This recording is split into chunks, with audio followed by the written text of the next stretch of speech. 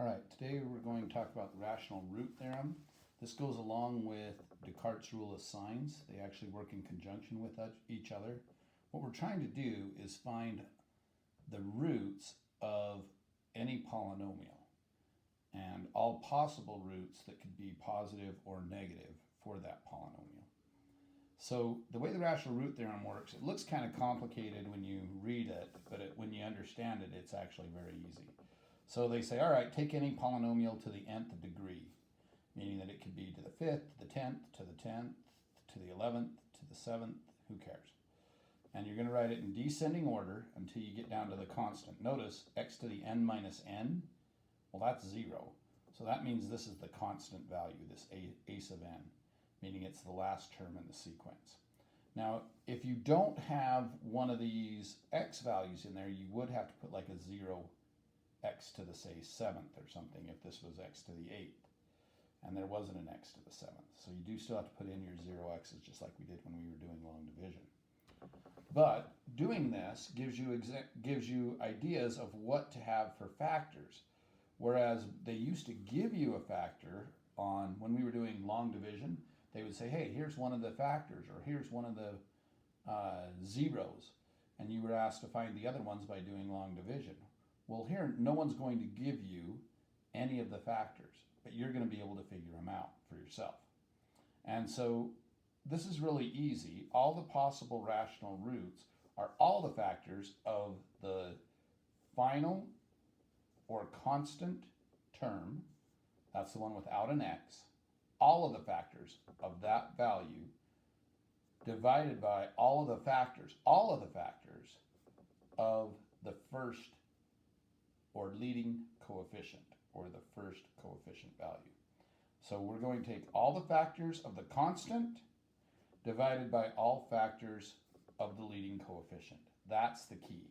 That's what I would put in my notes. I might not write this whole thing in my notes, but I might write, I can figure out all possible factors of a polynomial by taking all the factors of the constant. So that's what I would write in my notes. All factors of the constant divided by all factors of leading coefficient. Okay? And that's what I would have in my notes. That's super, super important. That's how you're going to find the possible zeros for any function, okay, or possible roots. Again, these are points that would cross the x-axis as if it was graphed, or at least touch the x-axis as it was graphed. All right, so here's an example. These are like the top or the first section of your assignment. So pay attention to the video so you can do your assignment. I went through the exact same type of problems in the last video, and yet some of you said, well, I don't know how to do the assignment. I did the exact same type of problems. So watch how to do these so you know how to do the assignment. This is the whole first top half of the section. And here's an example I'm going to do that is just like the ones in your top half of the assignment today. And I'll give you steps for doing this, so pay attention. All right, so we have f of x equals 2x to the 5th plus 14x to the 2nd plus 4x plus 12. And I want to be able to tell all of the possible factors for this polynomial. So there's 5 steps that you basically go through, and there's some of them very quick. Some of them you don't really have to do because it's already done for you, but these are the 5 steps you want to do. You want to make sure it's written in descending order. The reason that you want to make sure it's in descending order is because you're going to want to know the factors of the constant term and the factors of the leading coefficient. And if it's not written in descending order, you won't know which one's the constant term and which one's the leading coefficient. So first make sure it's written in descending order. All these on your worksheet are, so you can kind of not have to worry about that first step. The second thing you want to do is find all factors of the constant term. That's the last term. Now you did this when you were in, like, I don't know, 4th grade or something like that. They would ask you, what are all the factors of 12? In other words, what are all the things two numbers at a time that will multiply to be 12. So what are the different factors of 12? So if you think about it, it's 12 and 1. 12 times 1 is 12. And it's always going to be the number and 1 for sure. And then it's going to be other factors of 12. So what else multiplies to be 12? What other pairs of numbers multiply to be 12? Well, you'll notice that we have 6 and 2 and 3 and 4. So all the factors of the constant term are 12 and 1, 6 and 2, and 3 and 4. Then you're supposed to, for the third step, you find all the factors of the leading coefficient. Leading coefficient is 2. So all the factors of 2 are just 1 and 2. Then the fourth step is to make sure there are possible positive or negative factors by using Descartes' rule of signs, which is what we did the other day. And all you have to do is count the sign changes. Okay, so I just wrote the sign changes of the original. This is f of x. These are the signs of f of x. So if you look at it, the x to the fifth was positive. This was positive. The x squared was positive. The negative x is negative, and the 12 was positive. Now, some of you may be saying, yeah, but there's no x cubed and there's no x to the fourth. Well, even if I put in 0x cubed and 0x to the fourth, those wouldn't be sign changes. They would still be positive, positive, positive, all the way from positive to positive. If this was negative, they could all be negatives because the zeros don't count either, positive nor negative. So really, don't worry about that. Just look at the signs of each term and list them. I have a positive, a negative, and a positive. Positive, positive, negative, positive. So how many times does it change? Well, it changes once there from positive to negative, and once there from negative to positive. So there are two possible positives, or 0. There could be 0, because we can decrease this by a value of 2. So there's either 2 positive or 0. I'm going to always assume that there's the most that there could be there. It won't always be that way, but that's what you're going to say. All right, there is a possibility that there are positive values for this one. Now, I want to do f of negative x. So f of negative x, remember, on odds, the sign will change. If you think about that, a negative to the fifth power is still going to be a negative times that positive is going to come out a negative. So this is my sign changes for f of negative x. I put in a negative there, it's going to give me a negative. I put in a negative there, now think about that. A negative squared, what's a negative times a negative? A positive. Positive times a positive is a positive. So that one's going to remain positive. Here I put in a negative. A negative times a negative will give me a positive. And then the last one doesn't change, even if I put in f of negative x, because there's no x there. So that one's going to stay the same. So how many sign changes are there? Well, it went from negative to positive, positive to positive, positive to positive. Those are zeros. Those didn't change. So therefore, I have one possible negative and two possible positives. That tells me I need to list all positive or negative roots that are possible for this one. So the fifth step, the last step, is to list all positive or negative roots that are possible. And that is done by taking all of these, 12, 1, 6, 2, 3, and 4, dividing them by 1, which will be 12, 1, 6, 2, 3, or 4, and then taking all these values and dividing them by 2. So that's what I did down here. I said, we're going to take all of the factors of the constant term, all of the factors of 12, positive or negative, because I have possible positives and possible negatives. So I write we could have plus or minus 12. There's actually two possibilities there. Plus or minus 1, there's two possibilities there. Plus or minus 6, plus or minus 2, plus or minus 3, plus or minus 4. Now, a lot of kids stop right there. Don't stop right there. You also have to take each of these values, which are the factors of the constant, and divide them by the coefficient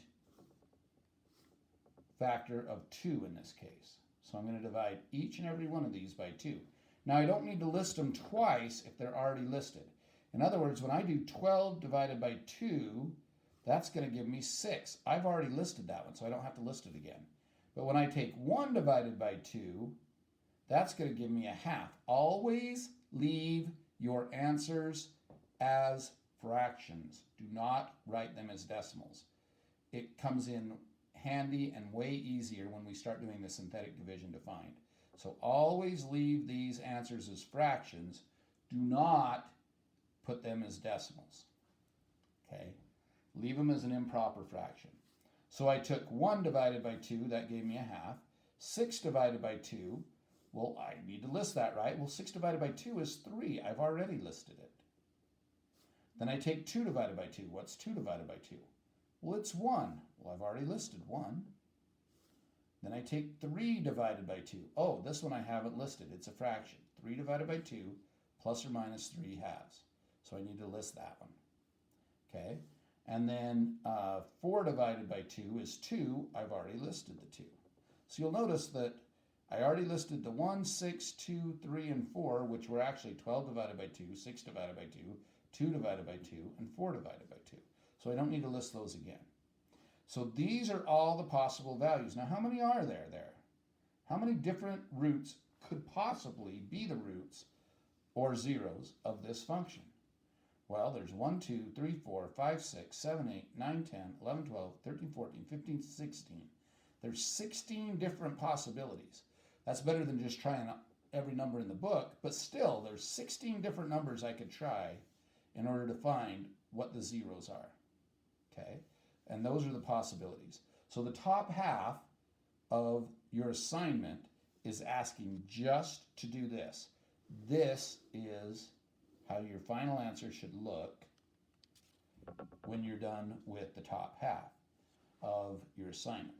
Now, once you start on the bottom half, it wants you to go further. We're going to use some synthetic division, which we talked about before, and some factoring, which we talked about before, and maybe even a quadratic formula, which I'm not sure we've talked about in this class. You should have learned it last year, but I'll remind you of how the quadratic formula works. All right, so let's do number 10 on the bottom half together. So this is number 10 on your worksheet. So take out your worksheet. We're going to do number 10. So this is what number 10 looks like. It's already listed in descending order, which is great. So I'm just following these steps up here. Make sure it's listed in descending order. Find all the factors of the constant term. So I'm looking at it. Okay, the constant term is 11. So all the factors are plus or minus 11 and plus or minus 1. That's good. Okay, and then it says find all the factors of the leading coefficient. Well, in this case, the leading coefficient is 1. I love it when the leading coefficient is 1, because if the leading coefficient is 1, then all I'm dividing 11 by, and all the factors of 11, I'm dividing them by 1. Well, that's the same thing I already have. I have plus or minus 11 or plus or minus 1. So far I'm in real good shape on this one, okay? Because I know that I'm only going to have 11 or 1 as possible factors that I could try and use as zeros for this value. And I'll show you why I use synthetic division here in a second. So then that's all my possible values, but I want to do this. Make sure there are possible positive or negative factors by using Descartes' rule of signs.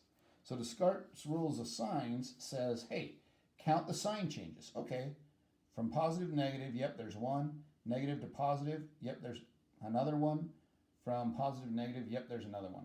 So there's 3 possible positives, or maybe only 1 positive, and the other 2 would be imaginary, or there are 0 possible negatives. Now, how come I said 0 possible negatives? Well, I took f of negative x. So everywhere where there's an x, I'm plugging in negative x. Now remember, when you do it to an odd power, it's going to change sign. So it was positive, it's now going to be negative. If you think about that, a negative x to the third, negative times a negative times a negative is a negative.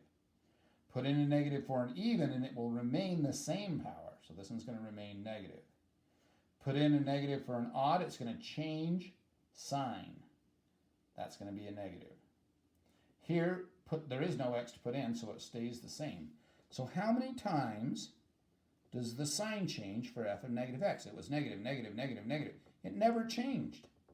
Well, if it never changes, there are 0 positive or possible negative roots. Okay? There aren't any. And that really limits it, because really I only have 11 or 1 as my possibilities. So of all the numbers I could try to divide by, I'm only going to try dividing by those roots of 11 or 1. Now, you could do long division on these, but I'm going to warn you why you don't. Because the positive 11 and positive 1 as roots, you would have to change the sign when you wrote them as factors. In other words, your factors would be x minus 11 or x minus 1, and then you would do the long division with these. I don't like to mess with the signs. I want to know that my roots are what my roots are. So I use synthetic division with these exact roots. So either 11 or 1 are going to work. Now I always try the easiest thing. 1 is always easiest to times by, and it doesn't take me very long to do that. So I'm going to put in a 1, okay? And I'm going to try and synthetically divide. Now remember, when you do synthetic division, you list, this is how you do this. And I've went over this a couple times in class, but let's make sure you got it. So to do synthetic division, you put the actual sign of the actual root. So 1 is my 0, or my root. I'm going to try synthetically dividing in a 1. I list my coefficients in perfect descending order. So if there wasn't an x squared here, I'd have to put a 0. But if they're in perfect descending order, I'm ready to go. I just list the coefficients: 1, negative 13, positive 23. Notice how I kept the sign with it. And negative 11 as my coefficients. Now, here's how I do synthetic division. So I set it up with the 1 root that I'm trying. I don't know that 1's going to work, but I'm going to try it. And then my coefficients: 1, negative 13, 23, and negative 11 in descending order. You drop the first coefficient. This is important. You have to drop whatever that first coefficient is down underneath. And I always just draw a division line right underneath there. From this point, you just multiply and add all the way across. So 1 times 1 is 1. Adding, negative 12. Multiply, negative 12. Adding 23 minus 12 is 11. 1 times 11 is 11. 11 minus 11 is 0. Anytime you can get this to be a 0, you know that that was a root. So I know that I know that 1 was a root because I got that. So my roots, or zeros, or whatever you want to call these, are going to be, and remember, these are the values that crosses the x-axis. I know so far it's 1 for sure. Now, what this does to the polynomial, this answer down here, what I have left over as I dropped and multiplied and added and multiplied and added, these values are the depressed polynomial. Depressed meaning it's 1 less, or pushed down by 1, that's what we mean by depressed, from the original. So this one was x cubed. The depressed polynomial is x squared. So I'm going to say 1x squared, that 1 came from there, 1x squared, minus 12x, perfect descending order from 2 to 1, and then the last one is the constant, plus 11. Now I'm going to factor that, okay? Anytime you get to a square, you can either factor it or use the quadratic formula. So I'm always looking to get this to be a square so that I can use factoring or quadratic formula to find my other ones. That's going to be faster and easier than doing synthetic division. So now I just read this backwards. What multiplies to be 11 and adds to be 12? Well, that's easy. That's 11 and 1. So I put two factors, x and x, 11 and 1. It's a sum, so the signs are the same as the middle. The middle sign was negative, so therefore these are both negative. Set them equal to 0 and solve. X will be 1 and x will be 11. Well, I already knew that 1 was a root. Now I get it again. Well, that just means it has duplicity. It means it's bouncing off the x-axis at 1. So I want to write that above here. This has duplicity at 1, meaning 1 was a factor twice. Okay, originally when I first synthetically divided it, it was a factor. And now that I've factored it, it was a factor. So 1 is a factor that is being used twice. Okay, so really that counts as 2 positive real roots. The other positive root is 11. So those are all real roots. Now you may say, well, there's only 2 real roots then. No, there's 3. There's 1, which was used twice, or with duplicity, and then there was 11. So there are 3 positive real roots. 1 used twice, and 11. And that's the answer to number 10, right there. And that's how you want your answer to look, okay? Let's do number 16 also, okay? Notice how Descartes' rule of signs really came in handy there. I didn't have to check any of the negatives because when I did f of negative x, there weren't any sign changes. So therefore, I don't have to try negative 1 or negative 11. We won't be so lucky on this number 16, if you look. So here on number 16, if you do Descartes' rule of signs, you're like, okay, there's a sign change there, and there's a sign change there. So there are two possible positive roots.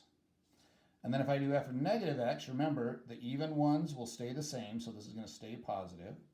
The odd ones will switch sign, so it becomes positive. It was negative, it's now positive. The even one will stay the same, negative. The odd one will change, positive. This one will stay the same, positive. Again, we have 1, 2 sign changes. So therefore, 2 possible negatives, or might not be any. But that's the possibility. So in this case, we have positive and negative possibilities. So now we have to say, all right, what are those possibilities? Well, they're all the factors of the constant term. Well, the factors of 5, there's not that many. It's just 5 and 1.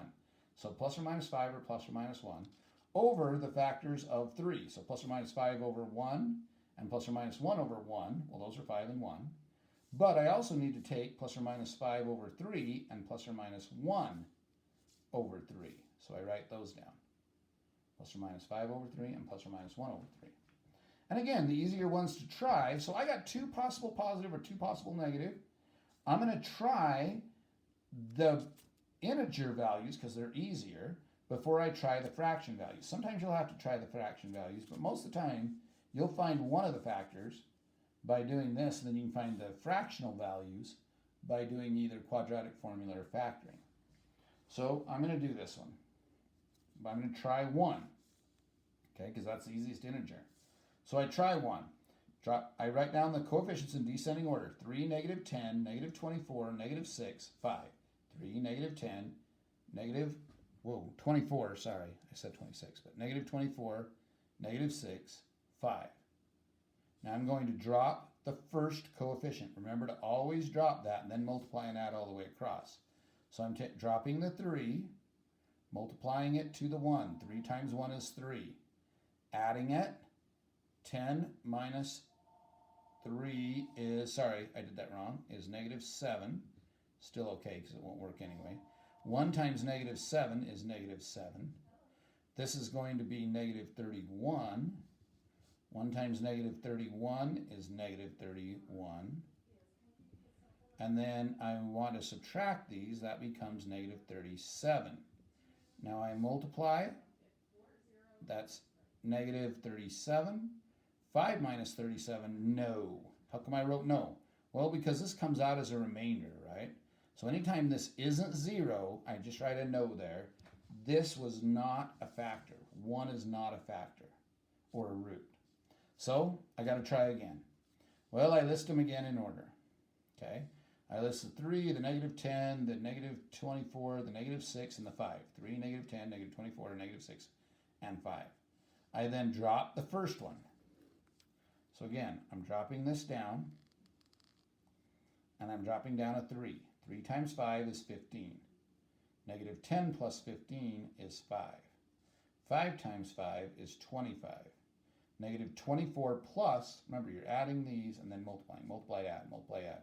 That gives me a 1. Multiply, 5, add, negative 1, multiply, negative 5. Boom! 5 minus 5 is 0. Anytime I get a remainder of 0, it's a yes. So now I have this 3, 5, 1, negative 1 as a depressed polynomial. Remember, the original power was 4. I know for sure 5 is a root, so I list the 5 over here as one of my roots.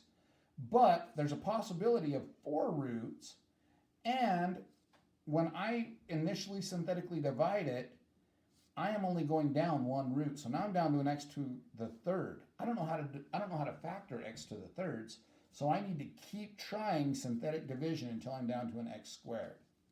So this puts me down to an x third. So this 3 is still here. Okay? And now I'm going to say, well, I got to try the negatives because I've tried the 2 easy positive ones. These positive ones might work, a third or 5 thirds. But I don't want to try those because I don't want to mess with the fractions yet if I can get away with it. So I'm going to try the negatives. So I'm going to try a -1 just to see if it works. If it doesn't work, I'm going to try a -5 before I start into my fractions. But I'm going to try a -1.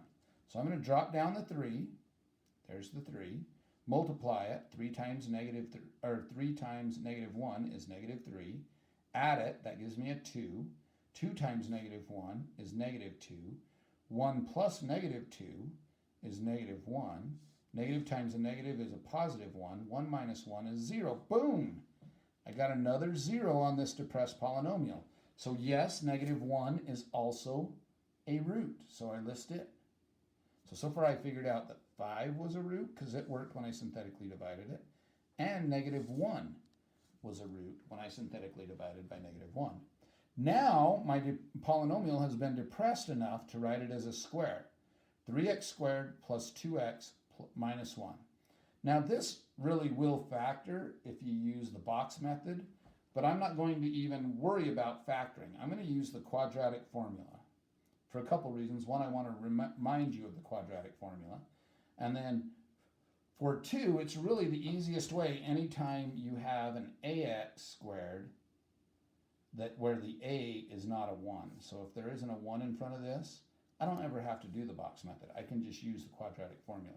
So ax squared plus bx plus c is what form it's in.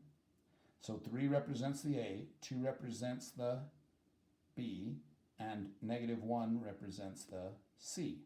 And then the quadratic formula, and this is something you want in your notes for sure. Quadratic formula, make sure this is in your notes. -b plus or minus the square root of b squared minus 4ac all over 2a. Make sure this gets in your notes. -b plus or minus the square root of b squared minus 4ac all over 2a. Then I just put in the values. So b, it should be the opposite sign of the 2. So this is +2. I'm going to put a -2.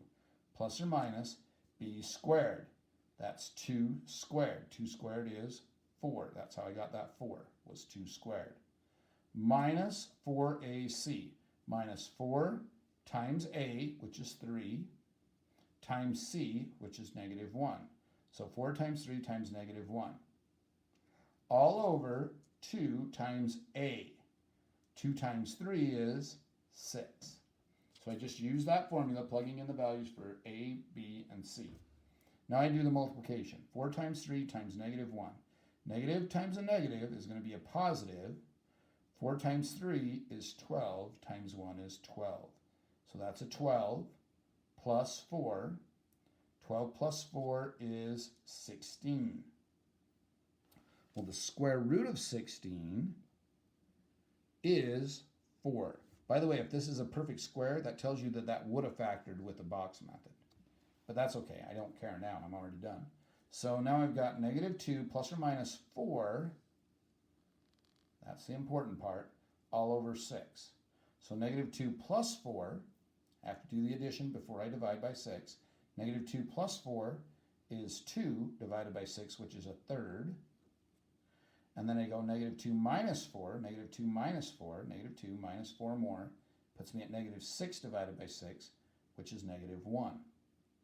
So I list, hey, a third is my other 0. Now, did I expect 2 positives? Yes, that came from Descartes' rule of signs. I expected if I had a 5, I had to have another positive somewhere along the way. The other positive was a third. Was that one of my possibilities? Yeah, a third was one of my possibilities. And I now have that. So 5 and 1/3 are my 2 positives. What about my 2 negatives? Well, I got -1 here when I did synthetic division, but now it tells me I have another -1. Can you have 2 of the same value? Absolutely. That just means it's bouncing off at that x value. So therefore, yes, we can have -1 with duplicity used twice. So really, I have 2 negative zeros being -1 and -1. -1 used twice.